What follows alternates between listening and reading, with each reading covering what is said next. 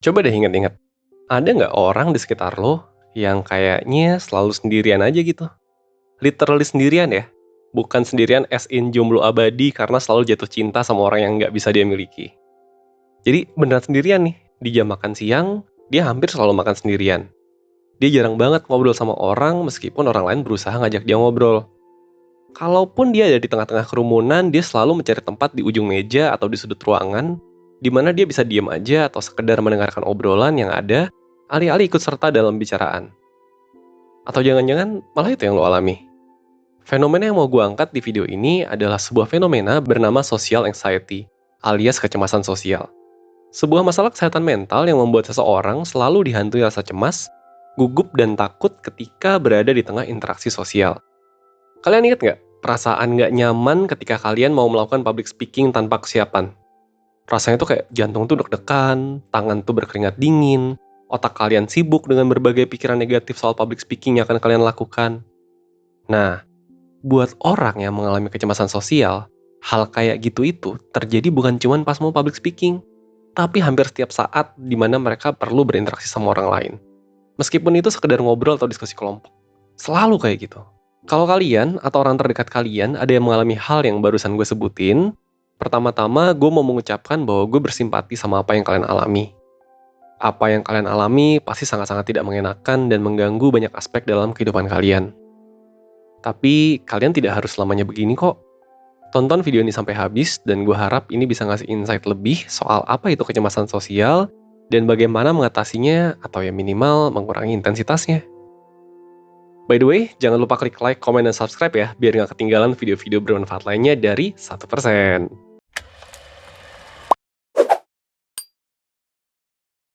Oke, menurut American Psychological Association, kecemasan sosial adalah ketakutan terhadap dua hal ini.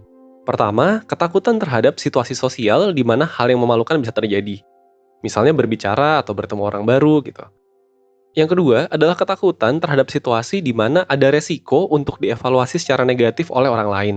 Misalnya dinilai bodoh, dinilai lemah, dinilai salah, atau sebagainya. Inti dari kecemasan sosial adalah ketakutan akan dievaluasi orang lain. Namun, perlu ketahui juga bahwa kecemasan sosial ini sudah menjadi gangguan psikologis. Artinya, untuk tahu lo punya kecemasan sosial atau enggak, lo butuh diagnosis dulu dari psikolog. Sama seperti banyak hal lainnya yang terkait kesehatan mental, kecemasan sosial ini sifatnya bukan biner, alias sesederhana lu punya atau enggak nih, tapi bentuknya spektrum. Mulai dari nggak punya sama sekali, punya dalam kadar rendah, punya dalam kadar sedikit, sedang, sampai punya dalam kadar tinggi. Bentuknya spektrum. Nah, karena itu ada area di mana lu sebetulnya bisa mengatasinya sendiri atau cukup dengan bantuan orang lain yang bisa bantu ngarahin lu untuk mengatasinya. Tapi ada juga area di mana lu membutuhkan psikolog untuk membantu lu karena masalah lu itu sudah masuk ke area klinis. Nah, diagnosis dari psikolog dibutuhkan kalau lo merasa cemas atau bahkan ketakutan yang amat sangat di hampir semua interaksi sosial. Bahkan sampai ke tahap mengganggu hidup atau cara berinteraksi lo dengan orang lain. Tetapi kalau lo merasa cemas atau nggak nyaman di beberapa situasi aja, kayak cemas ketika berinteraksi dengan orang baru, atau cemas mau public speaking, ya hal ini bisa lo atasi secara pelan-pelan. Dan nggak perlu ke psikolog juga gitu. Jadi simak videonya sampai selesai ya. Sebelumnya kan, tadi udah kita jelasin bahwa kecemasan di konteks sosial ini muncul karena adanya ketakutan akan dievaluasi orang lain. Dan kalau dikerucutkan menjadi, kenapa orang bisa mengalami kecemasan sosial? Biasanya karena terlalu fokus dengan konsekuensi negatif dari situasi sosial tersebut. Jadi pas lagi di tengah-tengah situasi sosial nih, bukannya menikmati pembicaraan, bukannya mikirin apa, malah mikir konsekuensi negatif yang bisa terjadi kalau lu salah ngomong, kalau orang lihat lu dengan salah, kalau lu salah salah ngeliat orang gitu. Misalnya gini nih, lu lagi berada di sebuah acara yang banyak orangnya dan lu ngerasa gugup serta nggak nyaman berada di antara orang-orang itu. Sebenarnya lu pengen ngobrol sama mereka, tapi lu mikir kalau orang-orang akan nyadar bahwa lu lagi gugup dan nggak nyaman. Terus mereka akan menilai lu sebagai orang yang awkward, yang kaku, terus nggak mau ngobrol lagi sama lu selamanya. Nah, karena pikiran ini, lu akhirnya merasa khawatir bahwa orang-orang nggak mau ngobrol sama lu lagi selamanya, jadi lu memilih untuk diam saja dan nggak ngobrol sama siapa-siapa di acara itu. Ini kan ironis sebetulnya. Lu tuh takut bahwa orang-orang nggak mau ngobrol sama lu. Akhirnya, ya lu jadi nggak ngobrol sama orang. Akhirnya beneran kejadian gitu bahwa orang-orang nggak mau ngobrol sama lu. Kenapa ya? Karena lu nggak mau diajak ngobrol.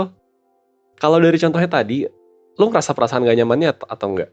Atau kelihatan nggak gimana sosok lo ini fokusnya ke konsekuensi negatif, jadi akhirnya malah milih untuk nggak ngapa-ngapain. Karena perasaan gak nyaman itulah, perasaan kecemasan ini perlu diatasi biar lu nggak terganggu sama pikiran-pikiran buruk itu. Kalau gitu, apa yang harus gue lakukan kalau gue salah satu yang merasakan hal ini? Di sini gue bakal kasih tahu beberapa hal yang bisa lu coba kalau lo merasa kecemasan di konteks sosial. Yang pertama, lu bisa mencoba menerapkan filosofi amor fati atau mencintai takdir. Sebagai awalan, di sini gue nggak menyuruh lo untuk pasrah dalam keadaan kecemasan, tetapi untuk menerima terlebih dahulu kalau lo memiliki keadaan di mana lo butuh usaha yang lebih untuk bisa turun di beberapa situasi sosial. Filosofi amor fati ini dipopulerkan oleh Nietzsche, yang berpendapat kalau segala sesuatu yang terjadi di hidup kita, baik atau buruk, sebagai suatu hal yang baik atau setidaknya diperlukan. Coba deh kita cek kembali contoh di awal tadi dari sudut pandang amor fati. Kalau kita merasa cemas, gugup atau nggak nyaman ngobrol dengan orang baru, terima aja dulu kalau kita emang punya keadaan tersebut, daripada menyangkal terus. Nah, dari video ini kan lu juga jadi paham nih kalau perasaan kecemasan ini bisa lu kurangin perlahan-lahan. Dan ketika lo masuk ke proses untuk belajar mengurangi kecemasan itu, di saat yang bersamaan juga lo sedang mengembangkan diri lo. Jadi, amor fati ini intinya, lo harus menerima terlebih dahulu kalau lo mengalami keadaan yang membuat lo tidak nyaman, supaya lo bisa berkembang. Tapi balik lagi, untuk sampai ke tahap menerima itu, ada proses lain yang harus lo lewati dan mungkin perjalanannya nggak mudah. Ingat lagi ke filosofi amor fati. Apapun yang terjadi di hidup kita, mau baik atau buruk, itu adalah hal yang baik atau setidaknya diperlukan agar kita bisa menjadi pribadi yang lebih baik. Kedua, setelah menerima keadaan-keadaan itu, yang bisa lo lakukan berikutnya adalah menantang pikiran-pikiran buruk yang ada di kepala lo. Kalau pakai contoh di awal tadi, ketika lo merasa nggak nyaman karena ada takut lo akan dilabeli sebagai orang yang kaku atau canggung, coba tahan deh. Perasaan cemas itu biasanya bentuknya samar-samar. Jadi lo harus menantang pikiran itu dengan hal yang lebih konkret. Misalnya nih, kalau orang lain ngerasa aku lagi gugup, gimana ya? Lu bisa menantang dengan pikiran, emang gimana caranya sih orang lain tuh bisa tahu kalau aku lagi gugup? Coba deh, lu bayangin deh. Jadi instead of lu mikir apa yang terjadi kalau orang tahu lu gugup, lu pikir dulu. Kira-kira orang tuh tahu dari mana sih kalau lu gugup? Atau bisa juga dengan lo mengingatkan diri lo kalau orang lain akan cenderung merhatiin mereka sendiri kok dibanding merhatiin lo. Menantang pikiran negatif belum tentu gampang, tapi bisa banget dicoba. Dan kalau lo mampu, sebaiknya lo lakukan.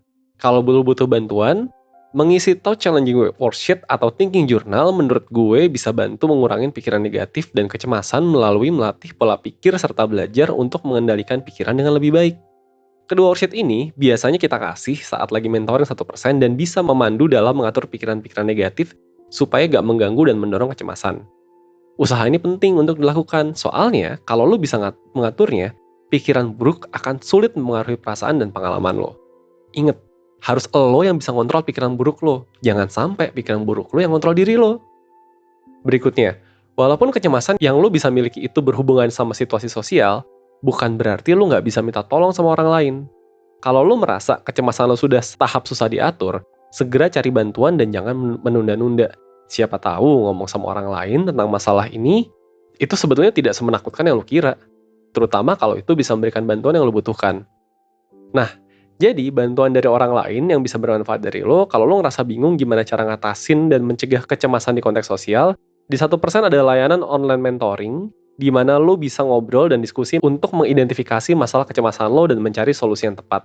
Di sini lo bisa konsultasi sama mentor 1% dan konsultasi ini berdua aja, supaya lo bisa merasa lebih nyaman ketika ceritain masalah lo.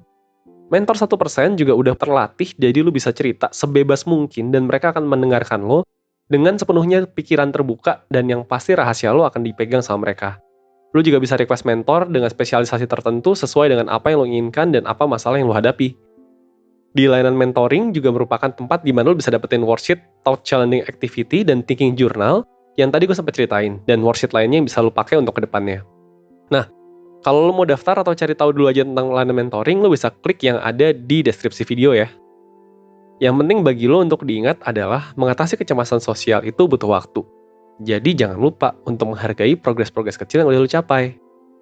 Lagi-lagi gue mau menyampaikan rasa simpati gue buat kalian semua yang mengalami kecemasan sosial. Baik yang tidak termasuk kategori klinis maupun yang termasuk. Ingat bahwa ada cara-cara kecil yang bisa kalian lakukan untuk mengubah mindset kalian sehingga kalian bisa lebih tenang dalam menghadapi kecemasan saat berada di tengah-tengah interaksi sosial. Dan kalau memang kalian tidak bisa melakukannya sendiri, it's okay untuk minta bantuan ke profesional. Percaya deh, biaya dan waktu yang kalian keluarkan untuk ini worth banget kalau dibanding sama hasil yang akan kalian dapatkan dari perubahan diri kalian ke depannya. Sekian dulu dari gue harap video ini bisa berguna buat lo menuju hidup seutuhnya, paling nggak 1% aja setiap harinya. Gue Rizky dari 1%, bye!